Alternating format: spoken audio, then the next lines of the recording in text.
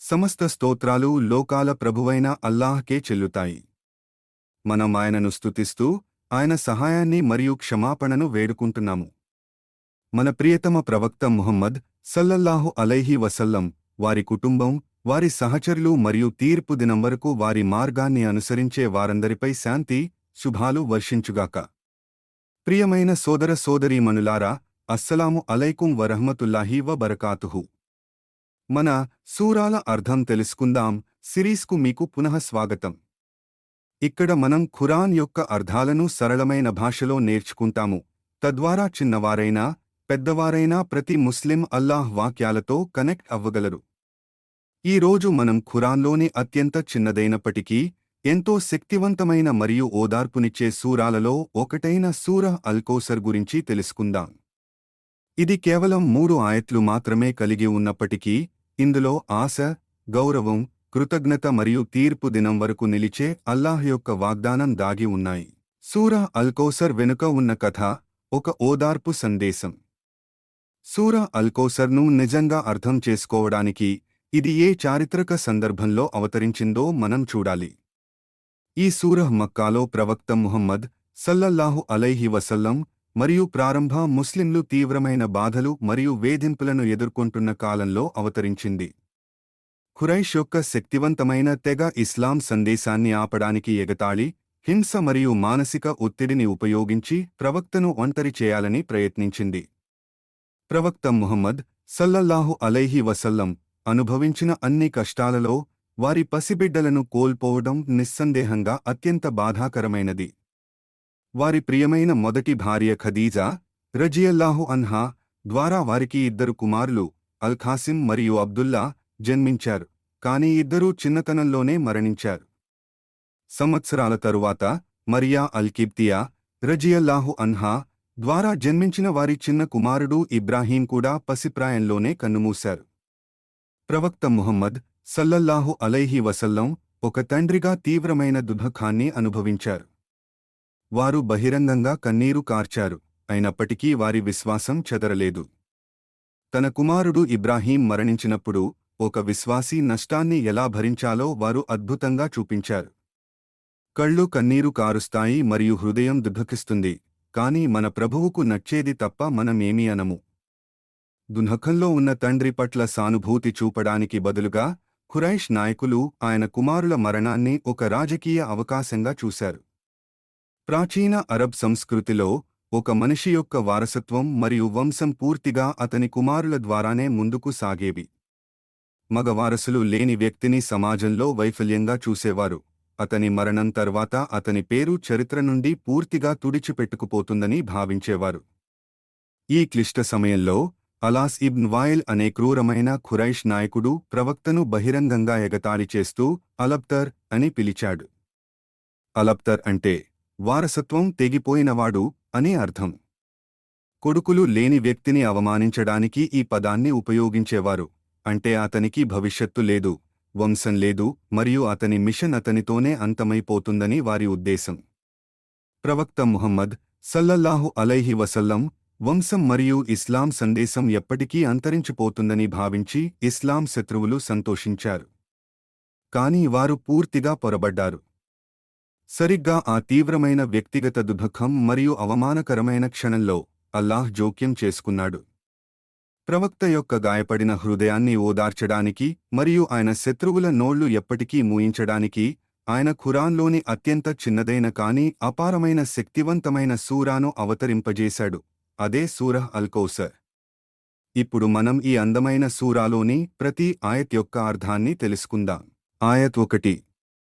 ఇన్నా అతైనాకల్ కౌసర్.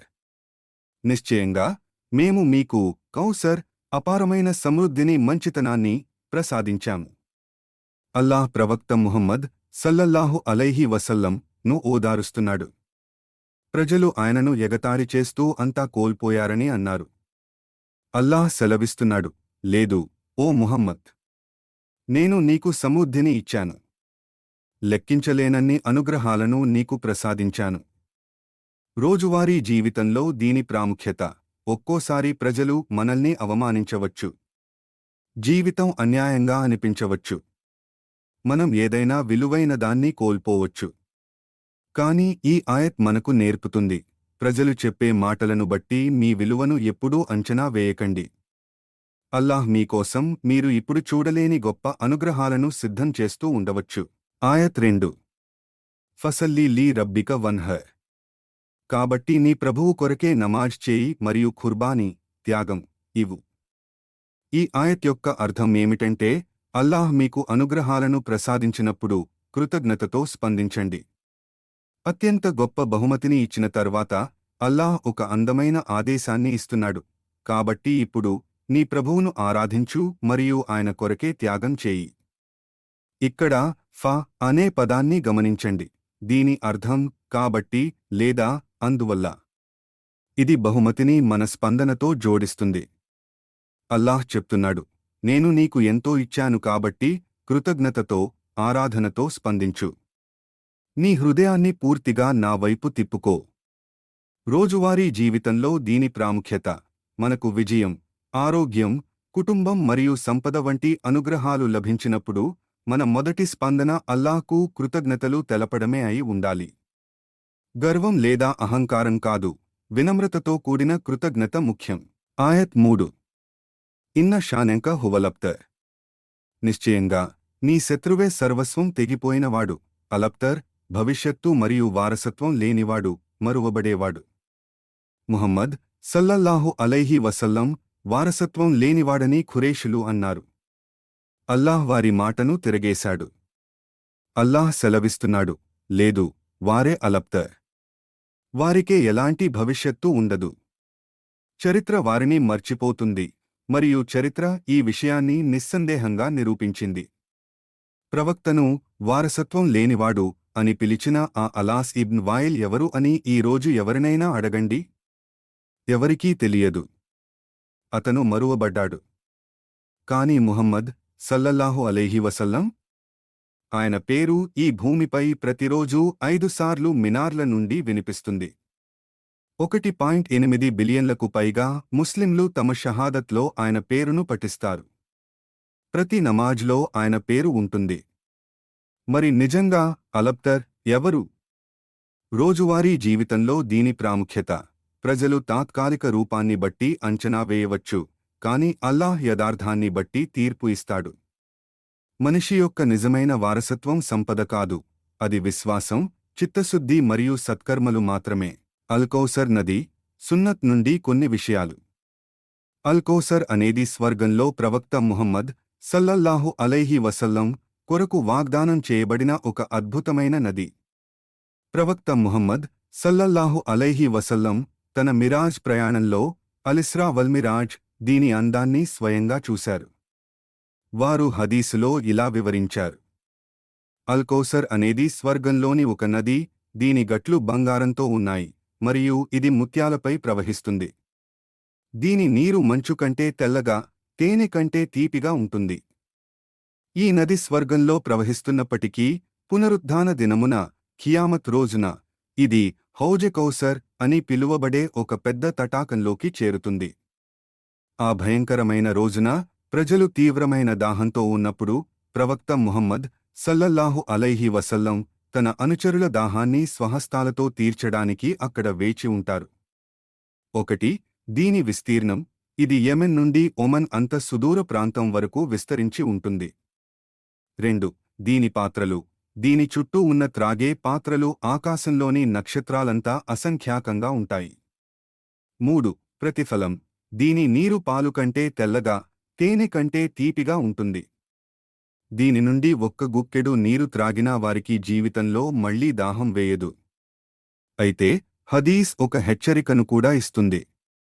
ఒక సమూహం ఆ తటాకం వైపు వస్తుంది, కాని దేవదూతలు వారిని దూరంగా నెట్టివేస్తారు. ప్రవక్త, వీరు నా అనుచరులు అని అన్నప్పుడు దేవదూతలు ఇలా అంటారు, మీరు వెళ్ళిన తర్వాత వారు మతంలో ఎలాంటి కొత్త విషయాలను ప్రవేశపెట్టారో మీకు తెలియదు. మతాన్ని మార్చకుండా ఖురాన్ మరియు ప్రామాణికమైన సున్నత్ను గట్టిగా పట్టుకున్న వారికి మాత్రమే హౌజ్ నుండి త్రాగే భాగ్యం లభిస్తుందని ఇది మనకు గుర్తు చేస్తుంది. అల్లాహ్ మనల్ని రక్షించుగాక మరియు ప్రవక్త ముహమ్మద్ సల్లల్లాహు అలైహి వసల్లం పవిత్ర హస్తాల నుండి త్రాగే వారిలో మనల్ని చేర్చుగాక. ఆమీన్. మన దైనందిన జీవితంలో సూరహ్ అల్ కౌసర్ నేర్పే పాఠాలు. 1. ప్రజలు మిమ్మల్ని ఎగతాళి చేసినప్పుడు అల్లాహ్కే వదిలేయండి. మీ జీవితంలో మిమ్మల్ని తక్కువ చేసి మాట్లాడేవారు ఉండవచ్చు. ఆ సమయాల్లో సూరహ్ అల్ కౌసర్ను గుర్తుంచుకోండి. మీరు మీ విమర్శకులతో వాదించాల్సిన అవసరం లేదు, అల్లాహే సమాధానం ఇస్తాడు. 2. అనుగ్రహాలు అనేక రూపాల్లో వస్తాయి. సమృద్ధి అంటే కేవలం డబ్బు లేదా హోదా మాత్రమే కాదు. నిజమైన సమృద్ధి అంటే ఈమాన్, విశ్వాసం మరియు సన్మార్గం కలిగి ఉండటం. ఈ రోజు మీకు లభించిన అనుగ్రహాలను మీరు లెక్కించారా? 3. కృతజ్ఞత చూపడమే సరైన స్పందన. ఆయత్ 2 మనకు నేర్పుతుంది, అల్లాహ్ మనకు ఇచ్చినప్పుడు మనం ఆరాధనల ద్వారా కృతజ్ఞత తెలపాలి. మీ జీవితంలో ఏదైనా మంచి జరిగినప్పుడు నమాజ్ చదవండి, అల్హందులిల్లాహ్ చెప్పండి మరియు దానం చేయండి. 4. ప్రవక్త గారి సున్నత్కు కట్టుబడి ఉండండి. హౌజ్ అల్ కౌసర్ మనకు నేర్పుతుంది, ప్రవక్త మార్గానికి దగ్గరగా ఉండండి. మీరు వారి సున్నత్ను అనుసరించినప్పుడు వారితో మీ బంధాన్ని బలోపేతం చేసుకుంటున్నారు. 5. సత్యం ఎల్లప్పుడూ ద్వేషం కంటే ఎక్కువ కాలం నిలుస్తుంది.